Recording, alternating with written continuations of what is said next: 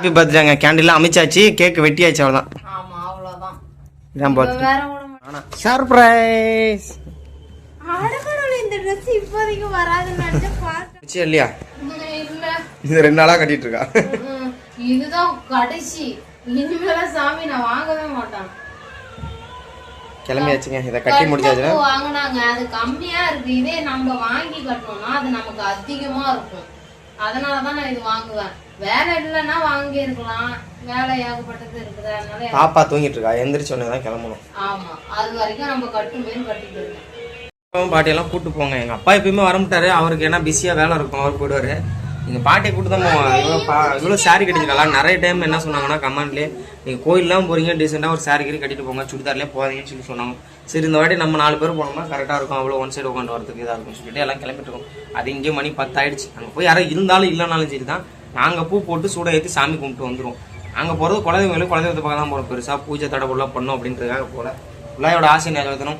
Mostly வந்து அது நான் தான் சொல்லணும் குலதெய்வங்களுக்கு போகணுங்கிறத. ஆனால் அவள் சொல்கிறான் அவங்க ஊருக்கு போனாலுமே அவங்க குலதெய்வங்களுக்கு போகணும். ஏன்னா இது அப்போலேருந்து ஒரு நம்பிக்கை இல்லை, வழிபாடு கொண்டு வந்துட்டாங்க. அதில் கொஞ்சம் நிம்மதி இருக்கு. போயிட்டு வந்தால் ஃபீல் ஆகுது, வேறு ஒன்றும் இல்லைட்டாங்க. இல்லை இப்போ பாப்பா கிளப்ப வெயிலில் போகிற வச்சாதான் கொஞ்சம் பயமாக இருக்குது. எரிச்சல் ஆச்சுன்னா ஃபுல்லாக பொண்ணு வேறு செம்மையாக கதற ஆரம்பிச்சிருவா. நானும் போய் ஏடிஎம் சுற்றிட்டு வரேங்க. ஒரு 50 ரூபா காசு எடுக்கிறதுக்கு கையில் காசு வேணும். அங்கே போனால் ஏதாவது தச்சு நிச்சயம் போகணும். எங்கே அலைஞ்சு பார்த்து கடைசியாக பார்த்து பாருங்க அவுட்லுக்க குள்ளாய் தூக்குள்ளா எவ்வளோ குள்ளாயோட ட்ரெஸ்ஸிங் சென்ஸ் எப்படி பார்த்தீங்களா? சூன்யா இருக்கா பாருங்க. வெளில நின்று சாமி கும்பிட்டு போகிறாங்க. யாரும் இல்லை. ஃபோன் அடிச்சு எடுக்கல. கிளம்புற வெயில் போட்டு வாட்டுறது. பிறந்த நாள் கிஃப்ட்டுங்க. அது என்னன்னு பார்த்தீங்கன்னா நாளாக ஒன்றும் சூஸ் பண்ணல, குள்ளாய் தான் சூஸ் பண்ணேன். ஆனால் சர்ப்ரைஸ். இதாங்க பிறந்த நாளுக்கு குள்ளாய் ட்ரெஸ்ஸு. காட்டுமா? இப்படி காட்டினா எப்படி பார்த்து நான் கடைசியில் கோயிலுக்கு போய் ஏமாற்றத்தோட வந்துட்டேன். பரவாயில்ல, அப்போ வெளிலன்ட்டு வந்தேன். திறந்தே போட்டு அங்கே பாரு பின்னாடி. குள்ளாய் பிறந்த நாளுக்கு என்ன ஸ்பெஷல் நம்ம வீட்டில் ரெடி பண்ணுறோம் பார்த்தீங்கன்னா, கோஸு போட்டு போண்டா, அப்புறம் அது இது சட்னி. என்ன சட்னிங்களா? பொட்டுக்கடலை சட்னி. என்னது? இன்னைக்கு இவனுக்கு கொஞ்சம் உடம்பு சரியில்லை, அதனால் நான் கோயிலுக்கு போனோம் இல்லைங்க. அதனால் பையன் லீவ் போட்டான். அதனால் கட்ட மூட்டை நோட்டை கொடுத்து அவனை எழுதி விட்ருக்கேன் 1 2 3. என்னப்பா அம்மா எப்படி செஞ்சிருக்கா அதை சொல்லு. என்ன சொன்னேன்? சூப்பரா. போண்டா திங்கிற வரையும் இப்படி பேசுவாங்க.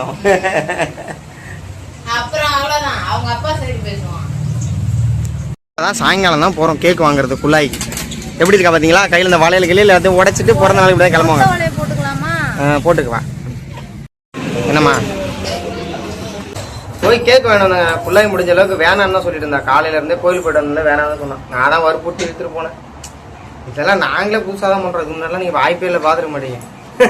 இல்ல, ஆனா அவரு பிறந்த நாளுக்கு பண்ணி பார்த்ததுல எனக்கு இப்போ ஒரு 3 வருஷமாவேங்க 3 வருஷமா ஒரு 2 ஆமா 3 வருஷமா பண்ணிட்டு இருக்கோம். அதுவும் இந்த யூடியூப் வந்ததுக்கு அப்புறம் தான் இந்த கேக் எனக்கு இதுலலாம் ஈடுபாடு. எனக்கே அங்க போய் பழையரிசி ஹாப்பி பர்த்டே எழுதணும்னு நமக்கா நம்பலாம் அப்படின்னு. ஏன்னா இதுக்கு முன்னாடி பண்ணது இல்லல்ல, அது ஒரு புதுசா ஃபீல் ஆகுது. என்னங்க ஒரு 200 300 500 மொத்தம் செலவாயிருக்கும்.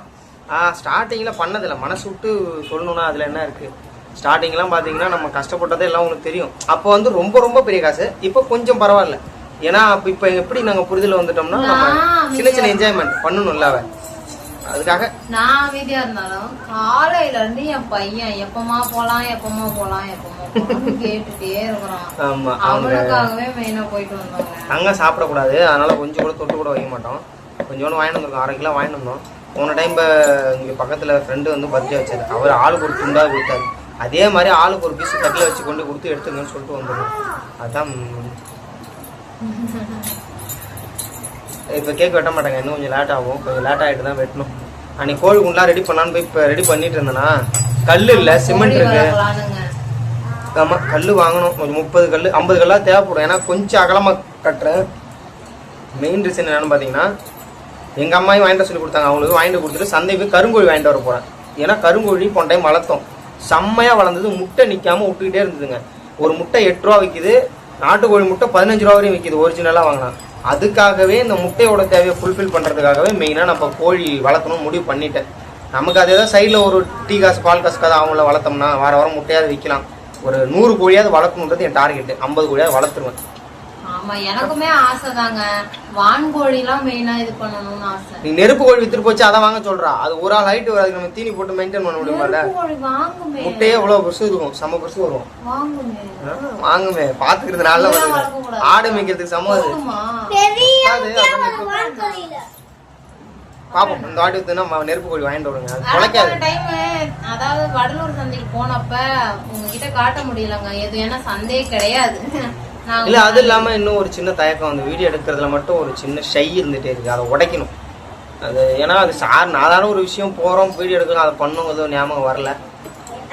பாப்போம் அப்படியே வாங்க. மறக்காம வீடியோ பாக்குற எல்லாரும் குல்லாய்க்கு ஹாப்பி பர்த்டேன்னு சொல்லி கீழே கமெண்ட் பண்ணிடுங்க. ஆல்ரெடி சொன்னா உங்களுக்குலாம் ரொம்ப ரொம்ப தேங்க்ஸ்ங்க. இந்த பர்த்டே வீடியோ வந்து நான் நாளைக்கு தான் போடுவேன். இன்னைக்கு தான் ஆனா பிறந்த நாள் 13/7.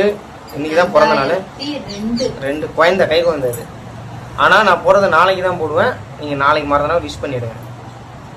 ஹாப்பி பர்த்டேங்க. கேண்டில்லாம் அமைச்சாச்சு, கேக் வெட்டியாச்சு, அவ்வளவுதான். ஆமா அவ்வளவுதான். இதான் பர்த்டே. வேற விட மாட்டேங்கிறாங்க. தொட்டு வாயிலுக்குள்ள வச்சிட்டு போறான்.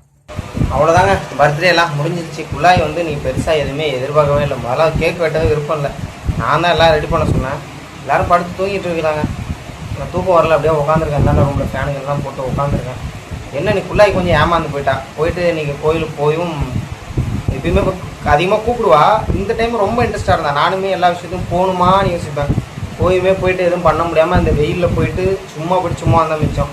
இந்த பூலாம் எடுத்து யூஸ் பண்ணாங்களா என்னன்னு தெரில. எல்லாம் தேங்காய், பழம், பூ, வத்தி, சூடம் எல்லாம் அனுப்பி அப்படியே முன்னாடி வச்சுட்டு வந்துட்டேன். ஏன்னா அங்கே கால் பண்ணி பார்த்தா அவரும் எடுக்கவே இல்லை. அவ்வளோதான், பர்த்டேவும் முடிஞ்சிச்சு. அடுத்தது என் பொண்ணு பிறந்த நாள் தான். அது மொட்டை போடுறதா இல்லை பிறந்த நாளுக்கு முடிச்சுட்டு மொட்டை போடுறதான்னு தெரில. ஏன்னா மாமியார் 9 மாதத்துல மொட்டை போடுன்னு சொல்லி சொன்னாங்க. கமாண்டில் என்ன சொன்னாங்கன்னா, பொண்ணுக்கு 1 வயசாவது ஒரு நாள் பிறந்த நாள் கொண்டாடி அழகாக பூலாம் வச்சுட்டு அப்புறம் மொட்டை போடலான்னு சொன்னாங்க. எனக்கு அதான் ஐடியா. அது என்னன்னு தெரில. அவ்வளோதாங்க அந்த vlog. இன்னொரு vlog மீட் பண்ணலாம். பாய்ங்க.